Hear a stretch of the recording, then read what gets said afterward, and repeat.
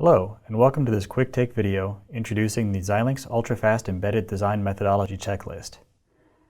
The UltraFAST Embedded Design Methodology Checklist is provided by Xilinx as a way to help ensure that your design and your design process are optimal for developing solutions targeting Xilinx embedded processors, including the Microblaze, Zynq, and Zynq UltraScale Plus MPSoC families. The checklist can help you increase your design performance and reduce time spent debugging your design or understanding design issues that may result during the normal flow of developing Xilinx embedded solutions. The checklist presents a categorized list of questions and suggestions for each phase of the design process, including your hardware selection, IP selection, and embedded software development. Let's jump over to the Xilinx Document Navigator and take a look.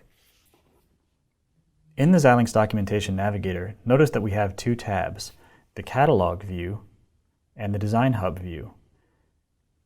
In the Design Hub view, in the upper left, under Vivado Design Checklists, Create Design Checklist gives you an option to generate design checklists for both the UltraFAST Design Methodology and, dropping down the list, the UltraFAST Embedded Design Methodology. Choose a location for your methodology checklist and optionally provide any labels that you want, display labels, project labels, and so on. These can be helpful when sharing checklists among several developers in a team, or when sharing your checklist with your Xilinx FAE or support personnel for additional assistance. For now, I'll leave these blank and click OK. You can see that this creates a new UltraFAST Embedded Methodology Checklist.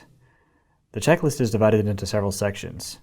The title page includes the design checklist instructions that overview the contents of the Embedded Methodology Checklist and include instructions for editing the status, verbosity, and visibility of the checklist questions, editing and displaying user notes, and how to save, export, or import design checklists. Again, this can be useful if sharing checklists amongst the design team or amongst the distributed development team. The remainder of the checklist is divided into multiple tabs, each focusing on a unique area of embedded development. The Documentation and Training tab lists a number of questions and suggestions designed to ensure that you've reviewed all of the appropriate documentation for the embedded design project that you're about to embark on. The Boot and Configuration tab contains information about boot and configuration for your target device. Typically, this information primarily pertains to Zynq and Zynq UltraScale Plus MPSoC devices, as Microblaze devices would follow the general boot and configuration recommendations for the FPGA family that you're targeting. The Processor Peripherals tab includes detailed questions targeting individual hard processor IP in the Zynq or Zynq UltraScale Plus MPSoC PS blocks. Memory Controller tab includes information on memory controllers. The Configuration and Debug tab includes information specific to debugging devices on Zynq or Zynq UltraScale Plus MPSoC platforms. It includes information about how to successfully debug a design using a combination of the Xilinx Software Development Kit, the Vivado Design Environment, and third-party debuggers. The Software Development tab is primarily concerned with embedded software development and includes questions on tool chains, debug and trace, development platforms, operating system selection, etc. And finally, the Board Bring Up and Development tab contains specific information that's useful for developing boards containing Zynq or Zynq UltraScale Plus MPSoC devices. Let's look at each of these tabs in more detail. Focusing primarily on the Documentation and Training tab to start, you'll notice that each tab is divided into sections, and then each section is divided into subsections. Each subsection contains a number of questions that are designed to help you categorize and crystallize your thoughts and make sure that you're pointed to all of the relevant documentation. So for example, under Xilinx Documentation, we have a Xilinx Documentation Navigator subsection, and the first question, are you using the Xilinx Documentation Navigator? Documentation Navigator provides an environment to view, search, and download Xilinx documentation. Each question has an associated series of actions. If the question applies to you, or if the question piques your interest, follow the actions to take the next steps. So for example, for the Are you using Documentation Navigator question, the actions are that you should use DocNav to access all documentation and collateral from Xilinx, and points out that the Documentation Navigator tool is installed with the Vivado Design Suite. To the right, you'll see a References column. In the References column, we have links to additional documentation that may be relevant, and this can be quite useful as the volume of documentation available from Xilinx is quite high. So for each targeted question, we have links to not only the documentation, but also the specific subchapter in the documentation that pertains to the issue that's relevant. And these are not only user guides, but can also include answer records, websites, etc. The checkbox will allow you to hide or unhide individual columns as you determine that they apply to you or not. Let's look at some of the specific tabs that target Xilinx embedded development. For boot and configuration, for example, the first section asks you to specify your boot device. If you're using a flash device, the question is which flash device will be used for boot. The Zynq devices support quad SPI in either single or dual mode, NAND flash, NOR flash, or SD card. And depending on the choice that you make, we have references to specific documentation chapters targeting that.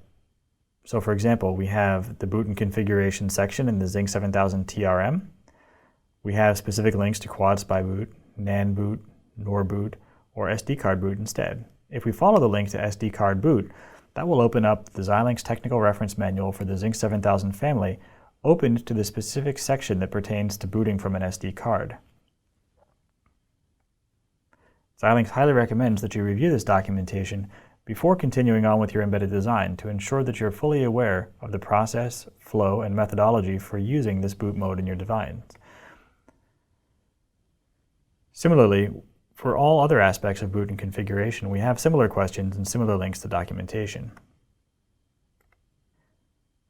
The Processor Peripherals tab contains information on many of the hard IPs used in the Xilinx Zynq and UltraScale Plus MPSoC PS blocks, and many of these are additional information that may not be clear from just reading the TRM directly. So for example, we want to make sure that the Zynq PS Ethernet controller meets all of your design requirements. If you're using an RGMII PHY interface, we want to make sure that you're aware that it's available via MIO or EMIO, but that 3.3 volt I/O is not supported. If you are using a GMII or MII PHY, we want to make sure that you're aware that it's available via EMI only, and that you need to place the GMII receive clock on a clock-capable I/O, and so forth. And this is repeated for the Gigabit Ethernet peripheral, USB controllers, etc. Any high-performance or high-speed I/O peripheral that has specific requirements or specific recommendations will have a question here. By going down the list and following the questions and the associated actions and reviewing the documentation, you can ensure that your design works flawlessly when implemented on silicon using the Zynq or Zynq UltraScale Plus MPSoC devices. I'd like to bring special attention to the Configuration and Debug tab. The Configuration and Debug tab is different from the Boot and Configuration tab in that we're not concerned with device configuration, but rather application level considerations. So for example, on software configuration, we want to check your processor configuration. Is the system single or dual core? Will it be AMP or SMP? Will you require a hypervisor or other supervisor system, etc.? We're also concerned here with your operating system selection.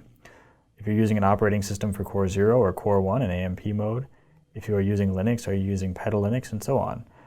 If you're using a third-party operating system or middleware selection, Xilinx is unable to include all of the documentation from all vendors in the Xilinx Documentation Navigator checklist, but we do recommend that you follow the documentation and recommendations from your middleware or operating systems vendor to the best of your ability.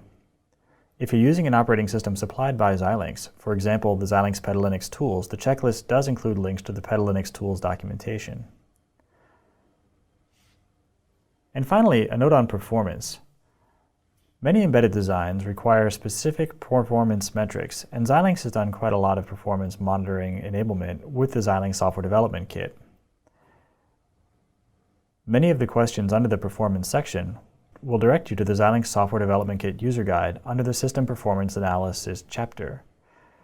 Using the System Performance Analysis tools in the Software Development Kit can enable you to model and accurately predict your system performance under load.